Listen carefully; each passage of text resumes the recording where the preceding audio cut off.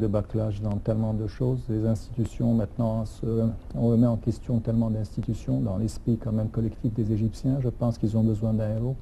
Et s'ils ne le trouvent pas, ils vont le créer. Je pense qu'ils ont vraiment besoin d'un héros. Est-ce que vous êtes du même avis? Je pense que Hamdine Sabah est le véritable cheval.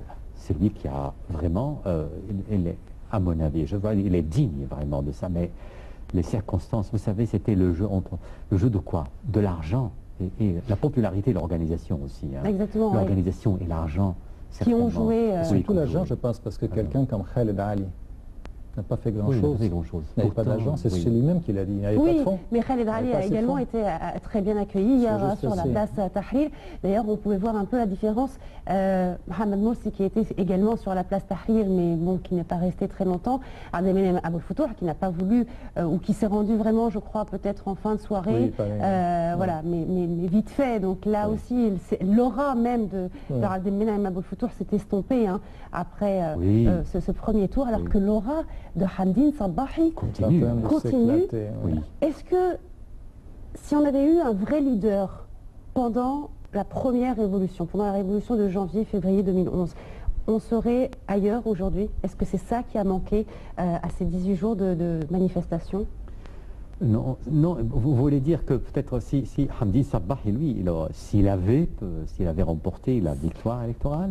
Non, si au moment de janvier 2011, l'année dernière, quand les gens ont commencé à sortir dans la rue, quand on a crié à la révolte, on a dit que le défaut de la révolution de 2011, c'était qu'il n'y avait pas de leader comme au temps de 52, au temps de Gamal Abdel Nasser. Est-ce que c'est ça qui fait qu'on a échoué, que cette révolution n'est pas encore assouvie?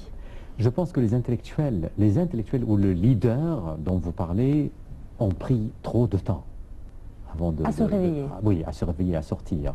Et généralement, quand il y a une révolution, j'imagine les choses comme ça. C'est que, regardons par exemple la Révolution française. La Révolution française a éclaté, mais il y avait, avant la Révolution française, il y a un certain patrimoine révolutionnaire. Nous avons les écrits de Voltaire, de Rousseau, contrat social et tout ça. Et puis tout ce patrimoine a abouti à un résultat. C'est qu'il y avait les intellectuels. Mais chez nous en Égypte, j'utilise quand même cette expression, mais dans un sens très large, on assiste à ce qu'on peut appeler dans l'histoire de pensée la trahison des intellectuels. Donc, je pense. C'est ça. Moi, je pense que ça aurait pu aussi avoir un effet néfaste.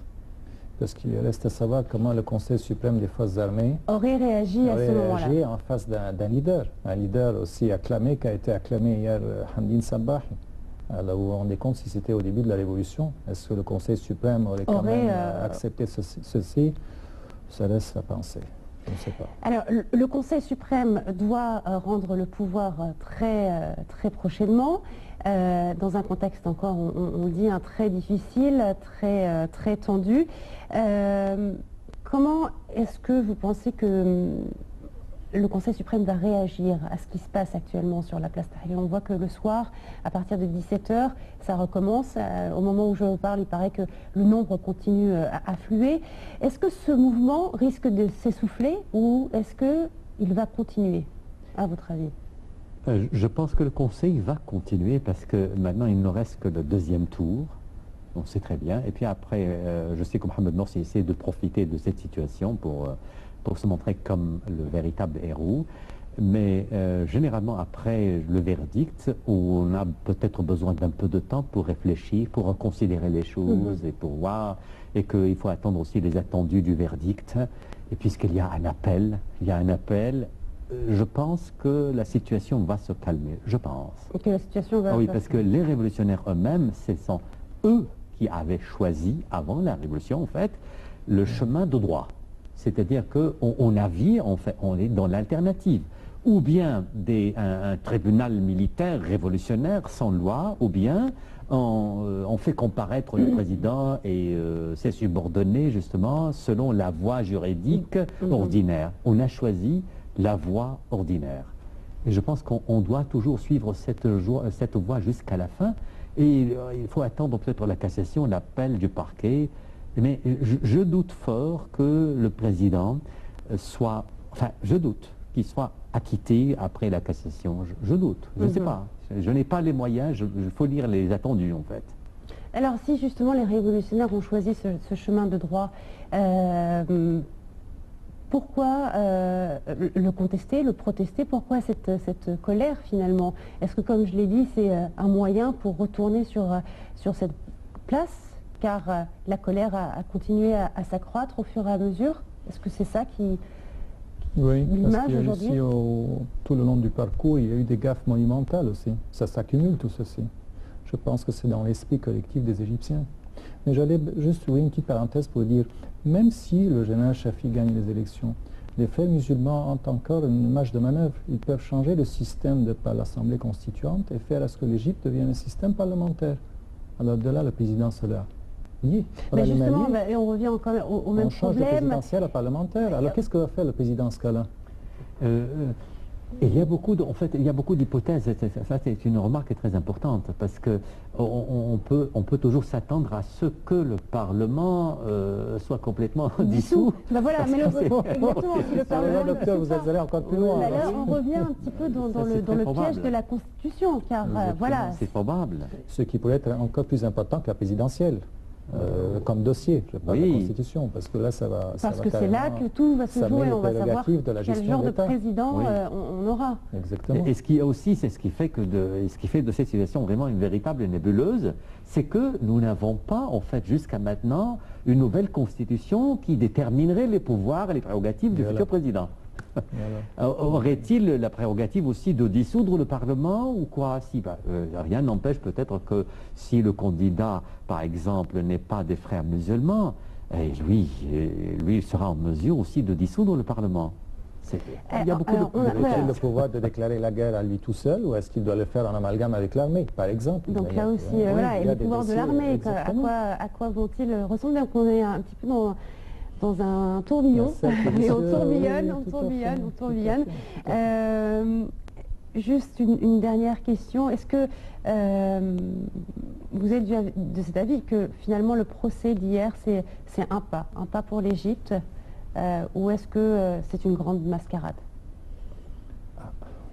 Je suis loin de l'appeler en fait mascarade, parce que ma formation juridique m'impose quand même de voir ou de rendre compte, de me rendre compte de quoi? Que le dossier, en fait, présenté au juge, c'est l'accusation qui a commis, qui n'a pas justement complété, on n'a pas bien préparé le dossier avant que le dossier soit étudié par le juge. Et je pense que le juge Ahmed El-Fad, il faut lire les attendus de son jugement. Parce que lui, il a même dit ça. Il a dit, il manque. Oui, exactement. Et on sent un petit peu qu'il n'avait pas les éléments, tous les éléments en main. Il a fait un discours très virulent.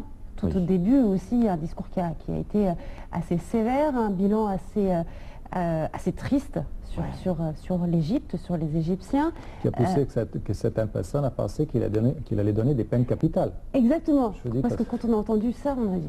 Ah oui, alors là, c'est fini, donc ça va être les peines capitales qui vont être mises en place. Mais en même temps, quand on sait que Hosni Moubarak est âgé de 84 ans, il était très difficile aussi de décider la peine capitale, n'est-ce pas?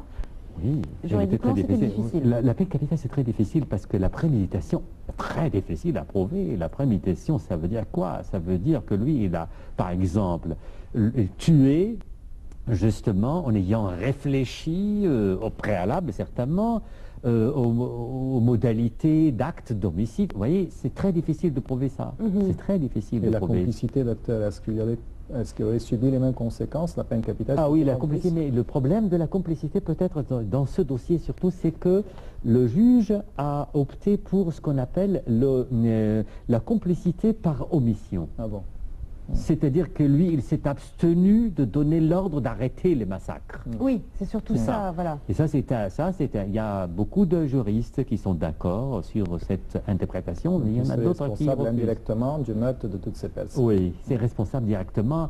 Et là, la question qui se pose, comment a-t-il pu justement mettre en évidence ce qu'on appelle l'imputation. Ça veut dire que l'ordre, il a reçu l'ordre, est-ce qu'il y a des preuves qu'il a donné l'ordre? Tout ça, il faut l'étudier, tout ça. Voilà, en tout cas, c'est un procès qui va encore durer, puisque, je vous le rappelle, le procureur a ordonné d'entamer des procédures d'appel et évidemment les avocats de la défense pour essayer d'alléger les peines et le verdict concernant donc Habib El Adli et Hosni Moubarak. Enfin, on a appris la libération de 5 des 6 hauts responsables, les co-accusés. Il y a juste, je crois que c'est Hassan Abdelrahman, n'est-ce pas? Oui, parce qu'il y a une autre affaire. Il y a une autre affaire, donc lui, oui.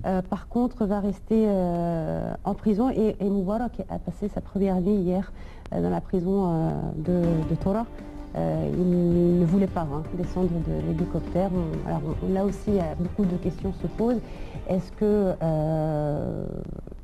on dissimule? Est-ce qu'il a vraiment des problèmes de santé? Car les problèmes de santé aussi sont assez confus. On sait pas. Est-ce la comédie qu'il jouait ou pas?